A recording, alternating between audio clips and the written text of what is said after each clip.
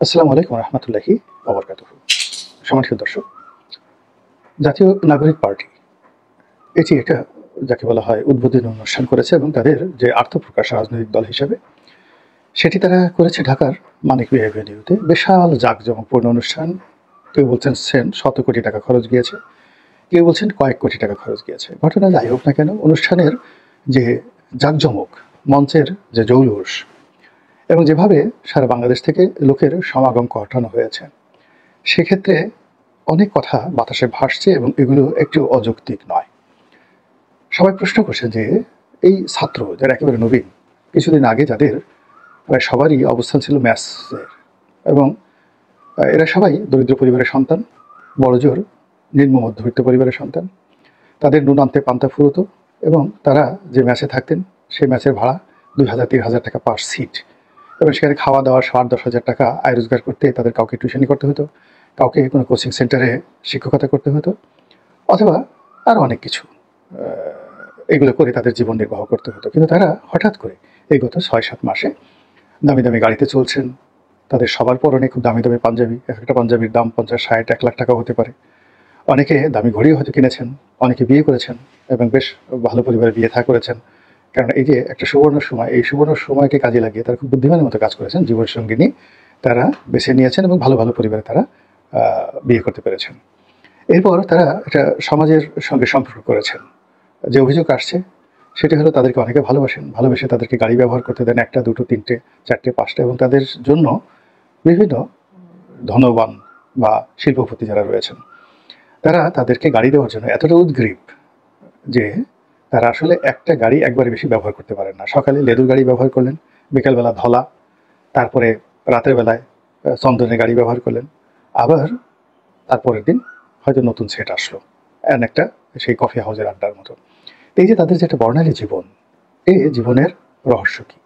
এই রহস্য আমরা সবাই জানি এবং এটা নিয়ে আমাদের অনেকের হয়তো চোখ টাটাচ্ছে। কিন্তু বাস্তবতা হলো যে এরকম ঘটনা আওয়ামী লীগের জীবনে ঘটেছে, বিএনপির জীবনে ঘটেছে, জাতীয় পার্টির জীবনে ঘটেছে। আচ্ছা, এরশাদ যখন জাতীয় পার্টি করলেন তখন তো তিনি সেনাবাহিনীর একজন প্রধান রূপে কত টাকা বেতন পেতেন? ওই আমলে 20,000, 25,000, নট মোর দ্যান দ্যাট।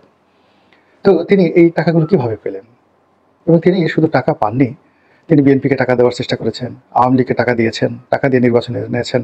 তো আওয়ামী লীগকে শোনা গেছে যে 86 সনে নির্বাচনে আনার জন্য তিনি প্রায় 30 কোটি টাকা একসাথে ক্যাশ দিয়েছিলেন।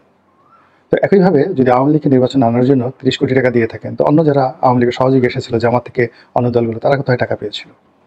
তাদেরকে টাকা দেওয়া হয়েছিল? কিংবা এইবার আপনি চিন্তা করুন যে সর্বশেষ 111-এর আগে বিএনপি তো জাতীয় পার্টিকে কেনার জন্য টাকা দেওয়ার চেষ্টা করেছে। আবার শেখ হাসিনা জাতীয় পার্টিকে কিনে রেখেছে সবসময়, 2014 থেকে কন্টিনিউয়াসলি কিনে রেখেছে, বাই ক্যাশ, বাই কাইন্ড, বিভিন্নভাবে। এবং এটা নতুন নয়। একটা সময় দেখা গেল আমরা জিয়াউর রহমান সাহেবকে ব্যক্তিগত জীবনে সৎ হিসেবে জানি, আসলে তিনি সৎ, কিন্তু রাজনীতি করতে গিয়ে তিনি টাকা পেয়েছেন কোথায়? কেন তিনি বলতেন মানি ইজ নো প্রবলেম? তো এই জিনিসগুলো নিয়ে যদি প্রশ্ন করেন, কাদা ছোড়াছুড়ি করেন, তাহলে দুর্গন্ধ বের হবে। সবার পেটের মধ্যেই আবর্জনা রয়েছে, সবার বগলের মধ্যেই দুর্গন্ধ রয়েছে। কাজেই খুব বেশি সাধু সাজার দরকার নেই। এখানে মূল ব্যাপার হলো তারা এখন ক্ষমতার ছড়ি ঘোরাচ্ছেন, তাদেরকে টাকা দেওয়ার লোকের অভাব নেই এই মুহূর্তে। আপনি তারা মানে তো বিএনপি আওয়ামী লীগের মতো নয়। যেমন শোনা যাচ্ছে যে এস আলম গিয়ে লন্ডনে অমুকের সাথে দেখা করেছেন, তারপরে এস আলম সেই অমুককে গাড়ি দিয়েছেন। দেখা গেল সালাউদ্দিন সাহেব জেল থেকে বের হয়ে আসছেন বা ইন্ডিয়া থেকে এসেছেন, এসে এলাকায় যাবেন, তার গাড়ি, তিনি যে গাড়িতে করে চলবে সেই গাড়িটা এস আলমের গাড়ি। তো এরকম ঘটনা তো ঘটছে। এখন এই এস আলমকে যদি এই ছাত্ররা দিতেন, মানে যাকে বলে আশ্রয় দিতেন, প্রশ্রয় দিতেন, সামিদ গ্রুপকে দিতেন, বসুন্ধরা গ্রুপকে দিতেন, তাহলে তাদের টাকার অভাব হতো?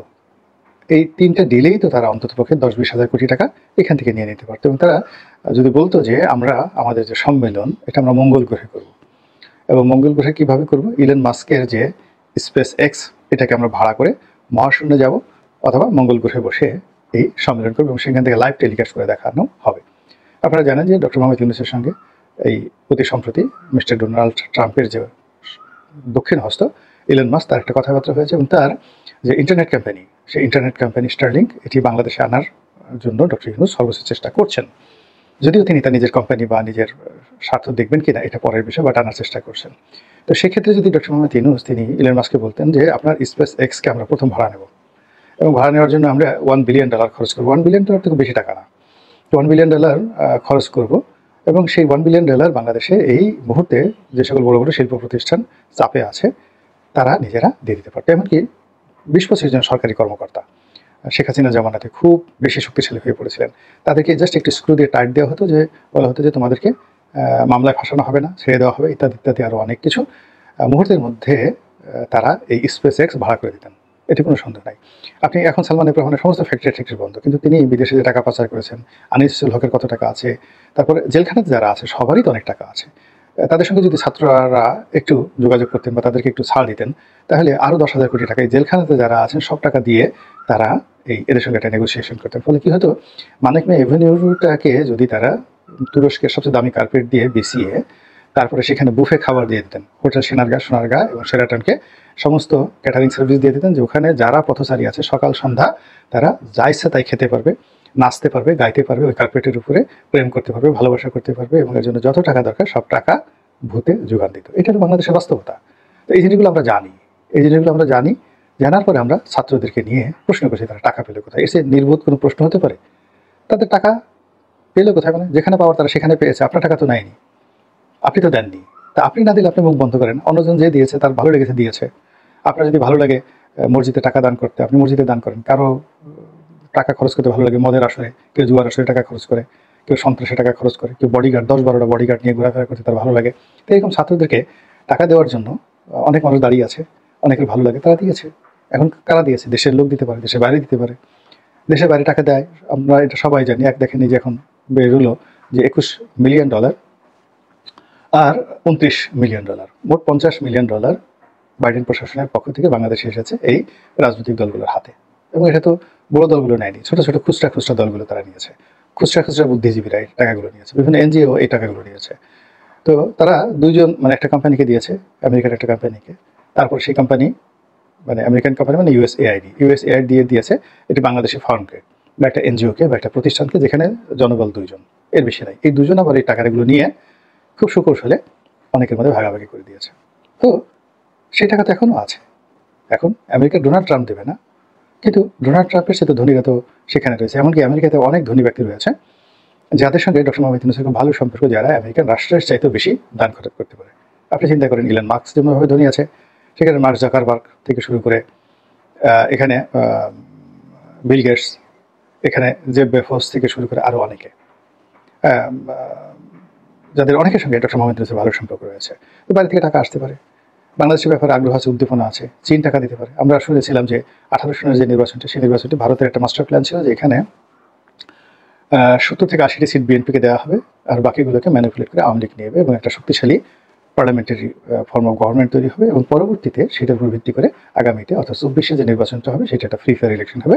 আর 18টা ছিল সেটা একটা টেস্ট কেস। এটা ভারতের রয়ের মূল প্ল্যান ছিল বিএনপিকে একটা ছাড় দেওয়া, এবং সেই গ্রিন সিগন্যাল পেয়ে কিন্তু বিএনপি সদরবলে সেখানে ঝাঁপিয়ে পড়েছিল। কিন্তু বাস্তবে দেখা গেল যে না, আগের রাত্রি কাজ সেরে ফেলা হয়েছে, এবং বলা হয়ে থাকে যে চীন এখানে আগের রাত্রে সরকারের মধ্যে একটা কাউন্টার রেভলিউশন ঘটিয়ে ফেলেছে, এবং প্রায় 20,000 কোটি টাকা খরচ করে সেই বাংলাদেশের প্রত্যন্ত অঞ্চলে এই 20,000 কোটি টাকা দিয়ে রাত 12টার মধ্যে শেখ হাসিনার বাইরে গিয়ে, ইন্ডিয়ার বাইরে গিয়ে মানে খেলে দিয়েছে। এবং সেই খেলার ফলে দেখেন কি হলো, আর ভারত শেখ হাসিনা দাঁড়াতে পারেনি। এখন চীনের জন্য তো 20,000 কোটি টাকা কোনো ব্যাপার না, সত্য মিথ্যা আমরা জানি না, কিন্তু ঘটনা যেভাবে ঘটেছে অত টাকা শেখ হাসিনার ছিল না।